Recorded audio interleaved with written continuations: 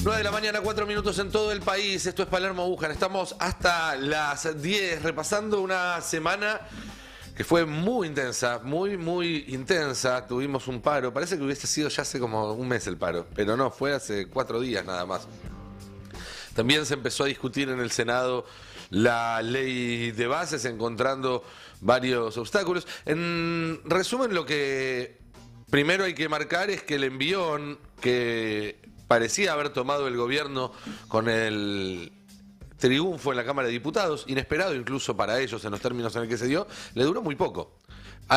No consiguió transformar eso en una inercia que le permitiera, por ejemplo, avanzar rápidamente con la ley en el Senado, ni le permitió aplacar las internas muy importantes que hay alrededor de la figura de un presidente que cada vez se aparta más de las decisiones importantes, ni siquiera para mantener el apoyo cerrado de ese círculo rojo que hasta ahora viene siendo el principal sostén de Milei en el poder.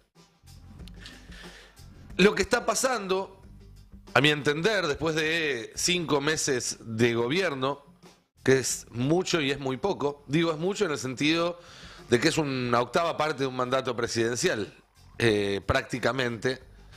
Es decir, ya pasó más del 10% del gobierno de Milei, que todavía no puede mostrar un solo éxito, que todavía no puede mostrar un gol, que no solo no aprobó ninguna ley en el Congreso, sino que las medidas que tomó están dando cierto resultado cortoplacista, pero hasta ahí. Y cada vez hay mayor inquietud sobre los resultados que pueda tener más adelante. Y que se sostiene su iniciativa política en algo que yo llamo el efecto coyote, por aquel personaje de dibujitos animados que perseguía eternamente al correcaminos y que en uno de esos chistes clásicos que vimos miles y miles de veces cuando éramos chicos, está corriendo por el desierto y en cierto momento su ansiedad, su pulsión por buscar el correcaminos, hace que corra más allá del borde de un acantilado y sigue corriendo sobre el aire. Avanza y avanza y avanza sobre el aire sin caerse, porque hasta que no mira para abajo, hasta que no se da cuenta de que bajo sus pies no hay suelo, sino que hay un abismo, la gravedad no lo afecta y entonces puede seguir avanzando. Pero en el momento en el que miras para abajo, ya no podés desmirar. Una vez que te das cuenta de que hay un abismo bajo tus pies, el único destino es la caída y la nube de polvo al final de esa caída cuando te estrellas contra el suelo de Arizona en el caso del coyote, el suelo de Argentina en el caso de este país, donde Milei, insistimos, avanza porque todo el mundo sigue mirando para adelante y sigue confiando en la inercia que lo trajo hasta acá, pero cada vez es más probable que alguien empiece a mirar para abajo y se dé cuenta de que nos vamos a caer. Y una vez que nos dimos cuenta, no hay nada para evitar esa caída. Cualquier cosa te puede hacer mirar para abajo. Por ejemplo, un choque de trenes como el que hubo ayer y que puso una lupa sobre el rol de este gobierno y la decisión de este gobierno de discontinuar trabajadores encargados de la seguridad en los trenes, de discontinuar inversiones destinadas a la infraestructura. Y así como pasa en los trenes, y así como está pasando también en los subtes que se quedan en la mitad de las estaciones, así como está pasando en colectivos que al no ser controlados y al no tener una ecuación económica razonable van a empezar a ser cada vez más viejos y van a estar cada vez en peor estado. Las rutas que sin mantenimiento van a empezar a deteriorarse y a causar una mayor cantidad de siniestros viales, la principal muerte de menores de 40 años en este país. Asociar las desgracias con una acción política no es algo automático, pero que, insisto, puede suceder en cualquier momento. Pero no es el único riesgo que corre este gobierno, no es el único mirar para abajo. Porque el Círculo Rojo se está dando cuenta también y está viendo cada vez más las internas que hay en el Poder Ejecutivo, internas muy claras y que parten además de una base, que es la base de que no es Milei quien toma las decisiones y entonces hay una pelea por ocupar ese lugar. Una pelea en la cual están tomando ventaja el tándem que encabezan Karina Milei con Santiago Caputo, que hoy en día son los verdaderos ejecutores de poder en la Argentina, que están además avanzando para armar La Libertad Avanza para el año que viene y para el 2027 en todo el país, y eso implica chocar contra otros intereses políticos importantes, como por ejemplo el de Mauricio Macri, el de Jorge Macri, que están además avanzando fuertemente contra otros miembros del gabinete, que están puestos en duda. En los últimos días hubo más versiones sobre cambios en el gabinete que nunca. Versiones que recaen ya no solamente en la canciller Diana Mondino, que venimos contando acá, que tiene una lista de pretendientes para ocupar su cargo, a la cual se sumó en los últimos días Daniel Scioli, con unos tweets comentando el conflicto con España. No sé si vieron. Bueno, no sé qué hacía Scioli comentando el conflicto con España, salvo que quiera ser canciller. Hay otro grupo de poder que aparece ahí, que es el de el jefe de gabinete, Nicolás Posse, y el ministro de Interior, Guillermo Franco. Posse, notoriamente corrido del poder, como se vio en una foto de reunión de gabinete que hubo esta semana, en la cual Milei estuvo ausente, fue el día jueves. Y en la cabecera de la mesa no la ocupó el jefe de gabinete, como establece la Constitución, sino Karina Milei. Y Posse corrido de la cabecera de la mesa, como está corrido de muchas tomas de decisiones, según comenta gente que se reúne con él, acuerda algo, y como pasaba con Francos, después eso, una vez que pasa por el filtro de Karina, no se cumple. Un tercer grupo en esta interna, dijimos, el primer grupo es el de Karina y Santiago Caputo, el segundo es el de Posse y Guillermo Francos, el tercero es el de Luis Toto Caputo, que él juega por la propia, hace la suya, pero no le está saliendo bien tampoco y está siendo muy, pero muy cuestionado.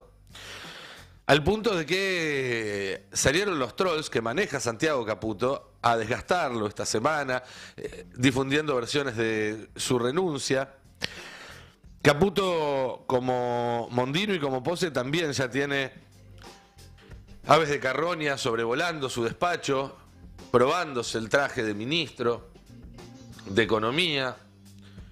Uno de ellos, ya lo sabemos, es Federico Sturzenegger, el autor intelectual de las reformas que está aplicando este gobierno, y que ya está preparando un segundo DNU para que, si este gobierno recibe facultades delegadas por parte del Congreso, las ponga en uso inmediatamente, modificando con esas facultades y solo por decreto más de 160 leyes, otras 160 leyes. Otro personaje que aparece con muchos boletos para reemplazar a Caputo es José Luis Espert, y eso también te da una idea de hacia dónde se imagina que sigue este gobierno en sus próximas etapas, que son etapas de profundización y no de moderación, como esperan algunos. Y apareció esta semana un tercer nombre, que diría que es el que más inquieta a Caputo, porque es el que sí me parece que representa un desafío más realista a su lugar de conducción. Y ese nombre es el de Guillermo Nielsen, un economista especializado en finanzas y en energía, que son básicamente los dos sectores en los cuales el gobierno quiere ir a buscar recursos, ir a buscar dólares. Oficialista de todos los gobiernos habidos y por haber, desde Néstor Kirchner para acá. Conocido por vestirse muy bien, el hombre mejor empilchado en reuniones donde en general todos empilchan caro. pero Nielsen no especula, no se guarda un mango a la hora de comprar pilcha. Y que aparece, insisto, como un posible reemplazante de Caputo si finalmente es desplazado el ministro de Economía. Decía que el gobierno estaba partido en cuatro, que había cuatro bandos disputando el poder. Mencioné tres hasta ahora: Karina y Santiago Caputo por un lado, Pose y Francos por el otro, Luis Toto Caputo, y el cuarto bloque de poder, aunque no está estrictamente en el Poder Ejecutivo, aunque es algo periférico, está metido en esa pelea porque la ley de sucesión la pone justamente en esa pelea, y es Victoria Villarruel, que está mostrando autonomía con respecto a la Casa Rosada y un proyecto de poder propio, que además se ve beneficiada si a los otros les va mal, si las internas entre los otros terminan haciendo que el fusible del gobierno de Milei sea el propio Javier Milei. Villarruel, que viene tirándose con de todo, con Karina Milei, ¿se acuerdan aquella declaración del jamoncito y demás? Habían tenido un acercamiento después de que la ley de bases pasó por la Cámara de Diputados, se juntaron a almorzar para ver cómo se ponían de acuerdo para que pase rápidamente por el Senado. Y ante las demoras que aparecen en el Senado para el tratamiento de la ley de bases, ya están nuevamente apareciendo las recriminaciones cruzadas. En la Casa Rosada señalan que Villarruel está poniéndole frenos en la rueda a la ley de bases, que no apura el trámite, que no gestiona los apoyos necesarios para que salgan de manera automática la aprobación de la ley sin modificaciones, sin tener que volver a la Cámara de Diputados. Y basan estas suspicacias sobre todo en el accionar de un senador que acá les contamos que de alguna manera funciona como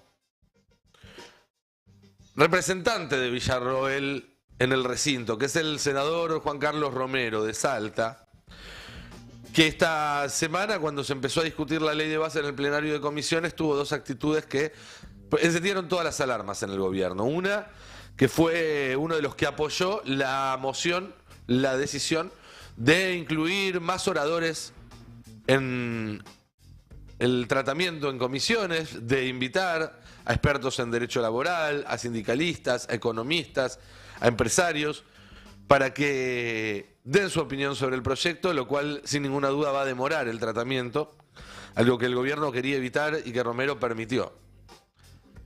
El segundo punto fue que el jueves, cuando se estaba discutiendo la ley Rigi en el plenario de comisiones, Romero fue duramente crítico con el texto de esta ley, cuando se esperaba que fuera uno de los que ordenara la defensa de la ley. Les recomiendo que lo busquen alrededor de las 12 del mediodía del jueves. Está en YouTube el video, para que vean los términos en los cuales Romero básicamente le tiró una palada de tierra ya a por lo menos ese capítulo de la ley de bases, cosa que en la Casa Rosada le atribuyen a Villarruel, también un poco a Macri, pero sobre todo a Villarruel. Desde el otro lado, Villarruel se defiende y dice, es al revés esto. Yo no tengo ningún problema en que esta ley se apruebe, pero tienen que mandarme algo decente y tienen que negociar ustedes desde el gobierno con los gobernadores para conseguir los votos. Lo que ustedes quieren es que la ley, si se cae, se caiga por culpa mía en el Senado, porque ustedes la pudieron aprobar en la Cámara de Diputados. Cuando dice ustedes, dice Karina Milei, Martín Menem, el presidente de la Cámara de Diputados. Y básicamente lo que recrimina es que están queriendo hacerla pagar los costos de una derrota. Pero no se acaban en el Congreso y en la Casa Rosada los problemas de este gobierno. Hace un rato contábamos con Flor lo que está pasando con el sector energía, un sector clave. ¿Por qué sector clave? Bueno, básicamente porque es el lugar donde tiene puestos los ojos en el gobierno para recibir inversiones en el corto plazo. En el cortísimo plazo, las inversiones que pueden llegar al país son inversiones en el sector energético. Y la decisión de haber decidido pagarle a las energéticas la deuda que tienen con bonos, realmente le generó yo diría, el primer problema importante con el establishment de este gobierno, que hasta ahora venía surfeando esos problemas repartiendo. Bueno, te doy un poquito, estás enojado, te doy un poco más, le doy un poco al otro. Y esta vez le hicieron entender desde el sector energético que se habían equivocado, que se habían pasado un pueblo con la medida de reestructurarle de manera compulsiva la deuda y refinanciarla en forma de bonos. Y algo más, el sector energético es un sector donde los capitales locales y los capitales externos están entroncados, están muy unidos, con lo cual es un conflicto que se internacionalizó, perdón, rápidamente. De hecho, el jueves en este foro de empresarios, una de las cuestiones que se dijeron es que hubo llamados del Fondo Monetario Internacional, del Departamento del Tesoro, que hubo llamados de importantes inversores y fondos de inversión yanquis para preguntar qué había pasado y que se mencionaron palabras o términos como, por ejemplo, ruptura de contratos o como, por ejemplo, default. Y la verdad es que cuando esos jugadores empiezan a hablar en esos términos, lo que se pone en riesgo es toda una estructura muy precaria sobre la cual se montó el gobierno para mantener esta ficción de estabilidad, este poder seguir corriendo sobre el aire, aunque ya se terminó el suelo abajo de tus pies, como le pasaba al coyote. Esta estructura que te miente por un lado diciéndote que hay superávit, y es un superávit insostenible, pero como hay superávit, entonces vas a poder proyectar supuestamente una economía más sana, pero al mismo tiempo te miente diciéndote que te va a sacar el cepo y entonces tenés que traer inversiones. Y la verdad es que a esta altura del partido ya reconocen en el gobierno que el cepo que Milei quería anunciar que salía este 25 de mayo no va a poder salir por lo menos hasta el año que viene.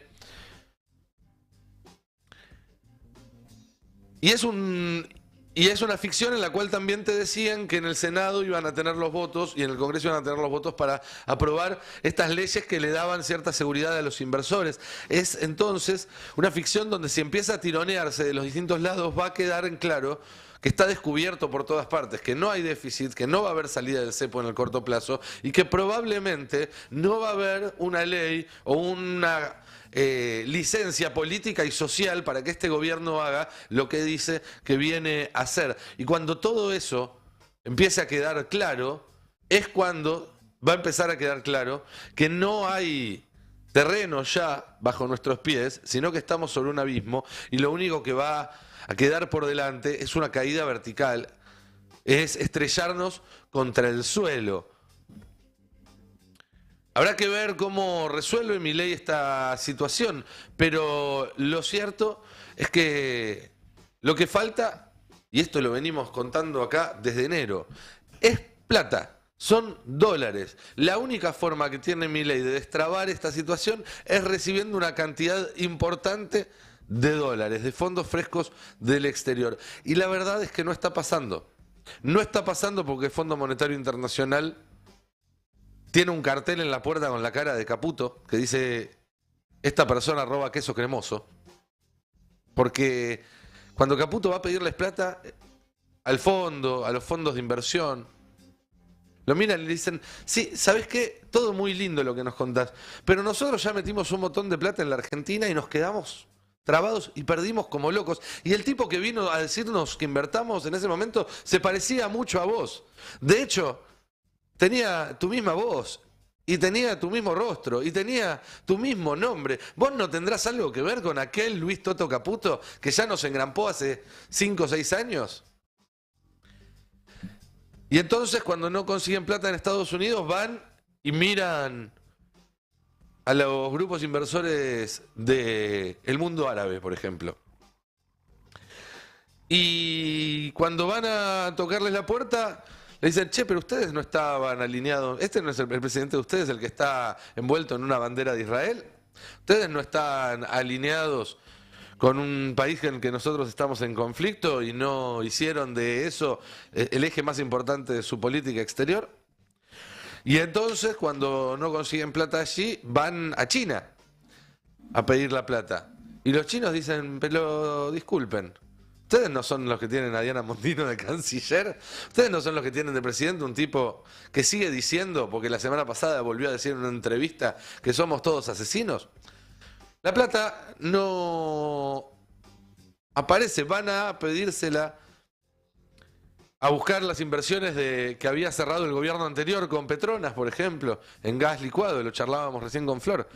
Y Petronas dice, pero ustedes ahora quieren aprobar una ley que le va a dar a nuestra competencia beneficios que nosotros en el acuerdo que firmamos la semana pasada no teníamos. Y así con todo.